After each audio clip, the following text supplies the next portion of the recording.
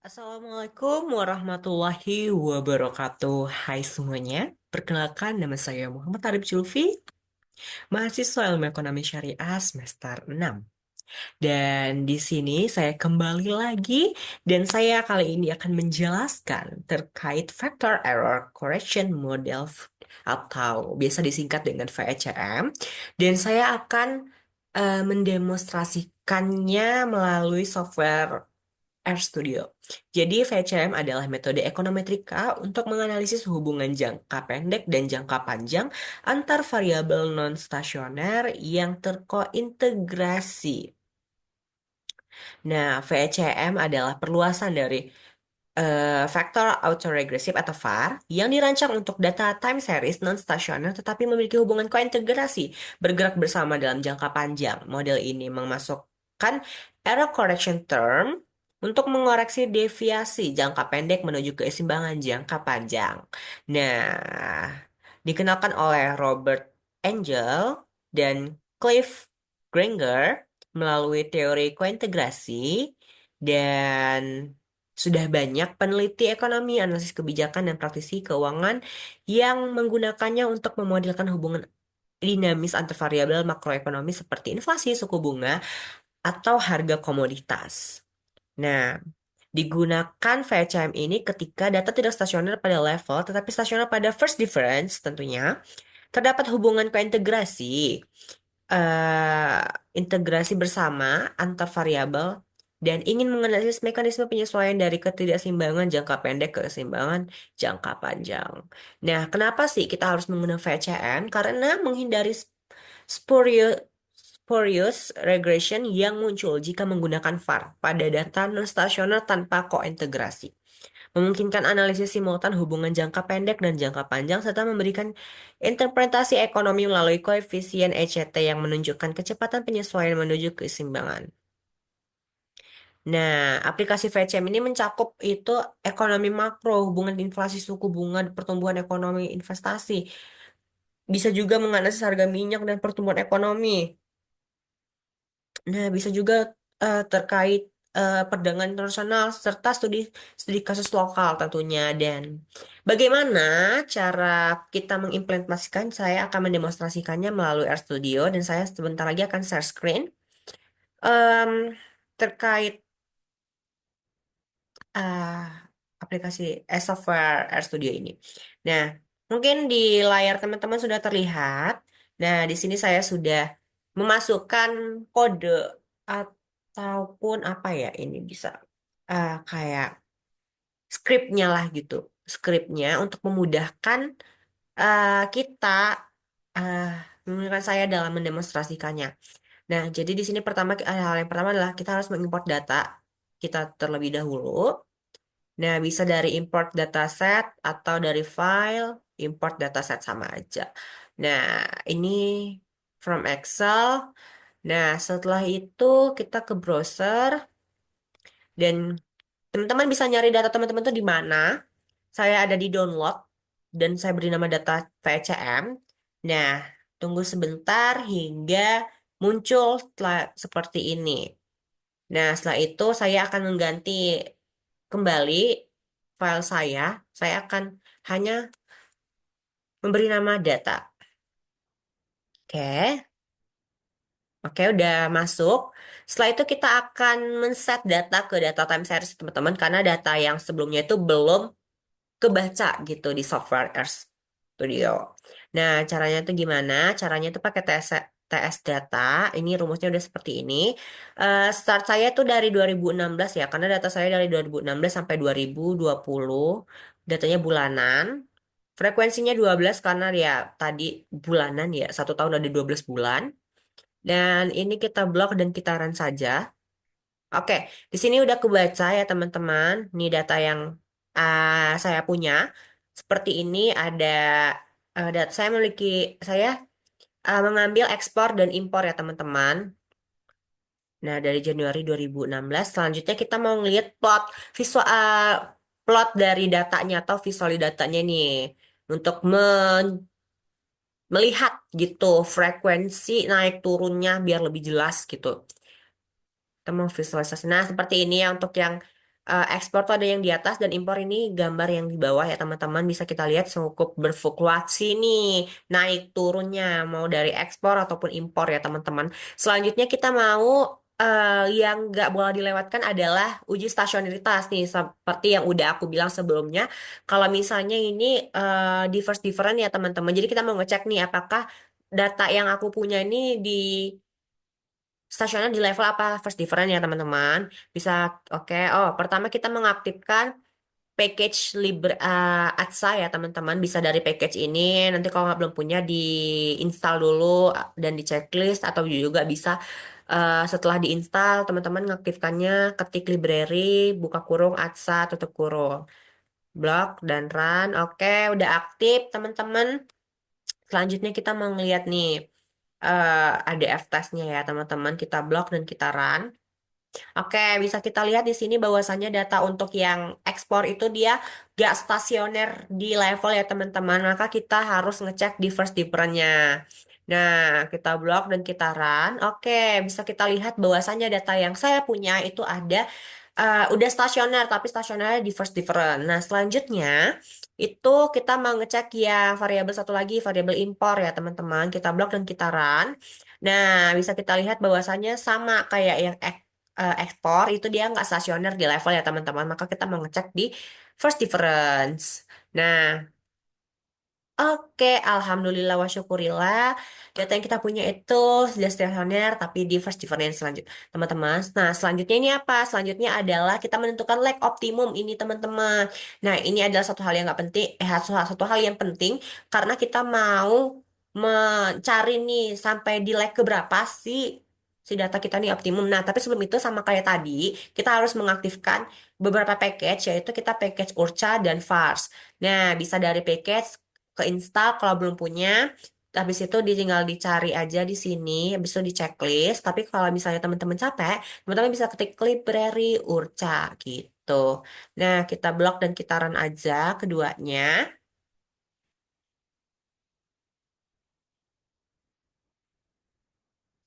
Oke. Nah, habis itu kita coba nih, kita masukin like max-nya 10 ya, coba teman-teman. Nah, kita blok dan kita run aja. Mau kita lihat nih AIC-nya. Nah, di AIC-nya bisa kita lihat ini ternyata di like maksimumnya itu di like 10 ya teman-teman. Karena kita kok bisa kita ngelihatnya tuh yang dari AIC-nya dulu. Nah, setelah itu kita mau estimasi VAR. Nah, untuk kodenya itu kode scriptnya tuh ini var ts data, P-nya itu panjang leg-nya yang teman-teman. Itu 10, tipenya consta. Tuh. Nah, apa ini? Nah, bisa kita lihat.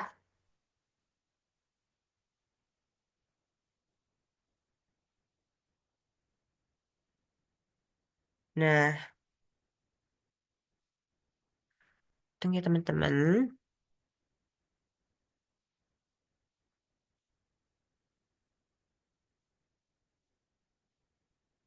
Nah, bisa kita lihat kalau misalnya secara keseluruhan model ini menunjukkan bahwa ada interaksi dinamis antara ekspor dan impor ya teman-teman.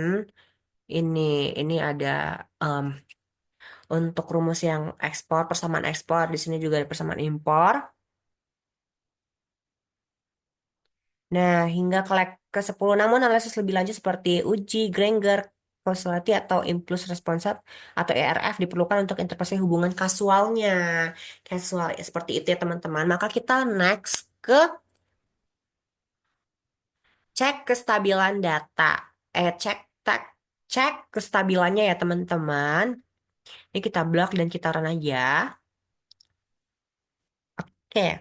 Nah, hasil dari cek stabilnya itu menunjukkan nilai akar karakteristiknya itu semuanya itu dari apa ya kurang dari satu nih bawah.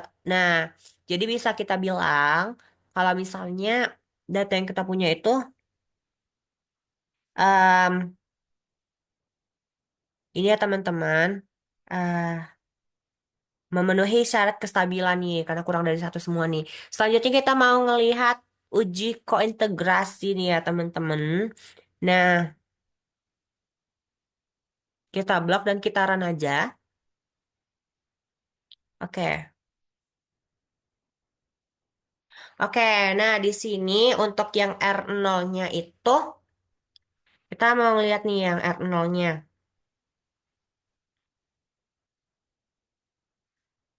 Nah, untuk H0-nya itu tidak ada kointegrasi dan H1-nya itu ada kointegrasi ya teman-teman. Nah, jadi karena karena eh apanya nih? R sama dengan nolnya itu nilainya kan 26,47. Nah, kita membandingin sama ini nilai kritisnya 5% ya, 19,96. Nah, di sini kan lebih besar nilai tesnya ya teman-teman. Maka itu eh, tolak H0 ya teman-teman. Jadi H1. Jadi kita terima H1 ada kointegrasi. Nah, tapi untuk R kurang dari sama dengan 1, tes eh, nilai tesnya itu 3,62 itu lebih kecil daripada nilai kritisnya yang di 5% itu 9,24, maka untuk kita tuh terima H0 maksimal hanya ada satu hubungan kointegrasi ya teman-teman. Nah, ada hubungan tapi itu maksimal satu. Nah, karena karena hanya ada satu hubungan kointegrasi yang signifikan, maka data memenuhi syarat untuk menggunakan model VCM. Yeay. Maka kita bisa next ke cek-cek selanjutnya. Oke. Kita lanjut ke ini, ke yang ini. Kita model front ke Glajor ya teman-teman. Oke,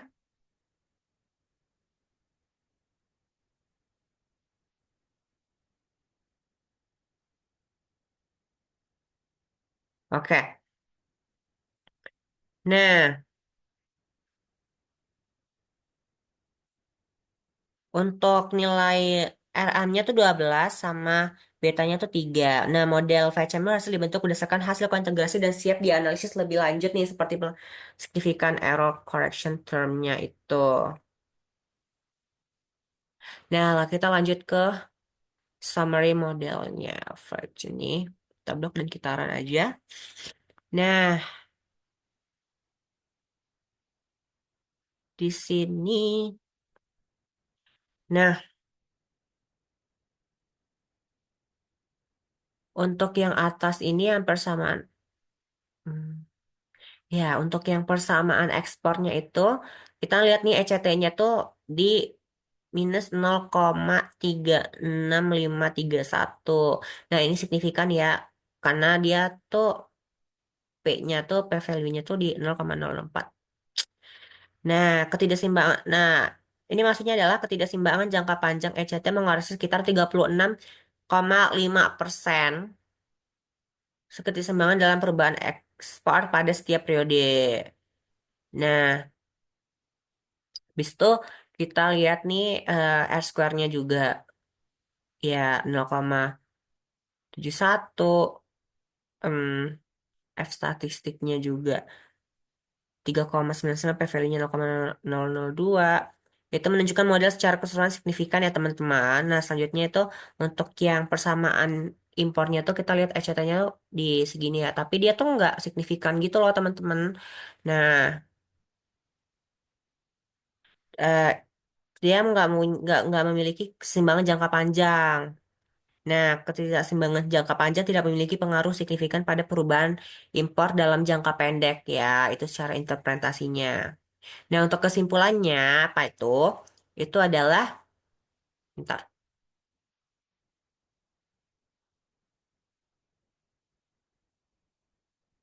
Untuk kesimpulannya adalah em, ekspor dipengaruhi secara signifikan oleh variabel lag-nya sendiri dan IMP pada beberapa lag serta ketimpangan jangka panjang.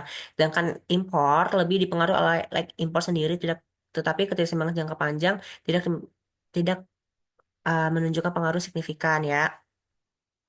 Oke, kita lanjut ke yang model ininya. Nah. Nah, ini koefisien pada matriks beta. Mana ya? Hmm. Menggambarkan hubungan jangka panjang antar variabel dalam model VCM ya teman-teman, yang menunjukkan koefisien untuk ekspor dan impor dan konstanta. Nah, dalam jangka panjang, ini kayak kesimpulannya aja ya. Dalam jangka panjang, ekspor impor saling berhubungan secara positif dengan impor mempengaruhi ekspor sekitar 0,73 em, ya mm, 0,23 itu deh. Em, ya gitu. Lebih besar dalam perubahan mempengaruhi ekspor sekitar 0,023 lah. 0,3 0,73 kali lebih besar dalam hal perubahan. Nah, nilai konstanta yang besar dan negatif mengindikasi adanya pengaruh lain yang perlu dianalisis lebih lanjut dalam konteks model jangka panjang. Nah, selanjutnya kita mau nih ke yang hampir selesai. Kita mau ke transformasi hasil VCM.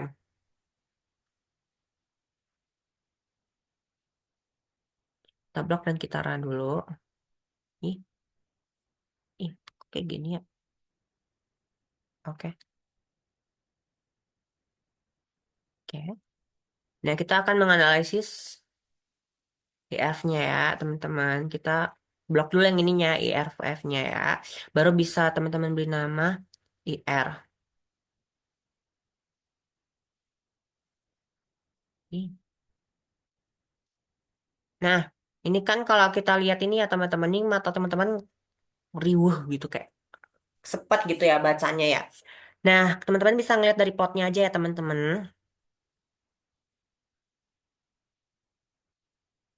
Oke, di sini udah ada plotnya. Nah, untuk yang ekspor nih ya teman-teman, dia tuh ya awal-awal tuh eh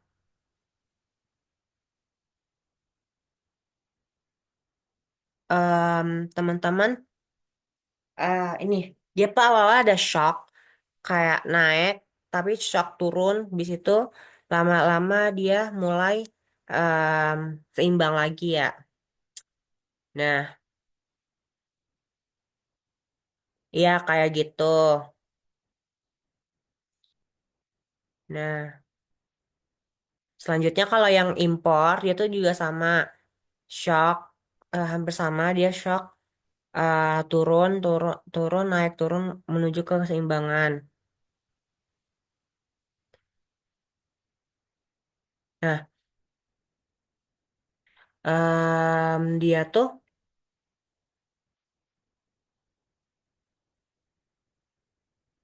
respon awal tuh sangat tinggi ya teman-teman lalu menuju tajam dalam bentuk beberapa periode pertama. Setelah itu respon berfluktuasi di sekitar nol dan cenderung stabil efek shock bersifat sementara menunjukkan efek shock bersifat sementara dan sistem kembali ke keseimbangan. Nah, selanjutnya untuk yang panel yang bawah. Nah, itu tuh yang ini ya. Impor respon awal juga meningkat tajam lalu nih menurun secara bertahap dan berfluktuasi di sekitar nol. Efek shock pada ekspor terhadap impor juga bersifat sementara karena respon kembali mendekati nol setelah beberapa periode. Nah, bis itu untuknya ini kan ini ada high return to see next plot. Kita enter aja. Oke, nah di situ respon eh, ter di sini lumayan agak berubah dari plot yang tadi. Ekspor langsung meningkat tajam setelah terjadi shock pada em, impor lalu perlahan menurun dan berfluktuasi di sekitar nol. Ini menunjukkan efek shock pada impor terhadap ekspor bersifat sementara dan cenderung hilang dalam beberapa periode. Nah, untuk respon impornya itu impor sendiri menunjukkan lonjakan awal yang besar, kemudian turun dan berfluktuasi di sekitar nol. Efek shock pada impor terhadap dirinya sendiri juga hanya sementara. Nah, setelah itu kita mau ngelihat yang ini. kita mau menganalisis Fed-nya ya. Fed kita sama kita blok dulu yang ini, belum kita run. Besok kita bisa beri nama FD ini kan riuh. Itu kita ngeliat potnya aja ya teman-teman langsung. Nah, ini aku oke. Nah, di sini bisa kita lihat.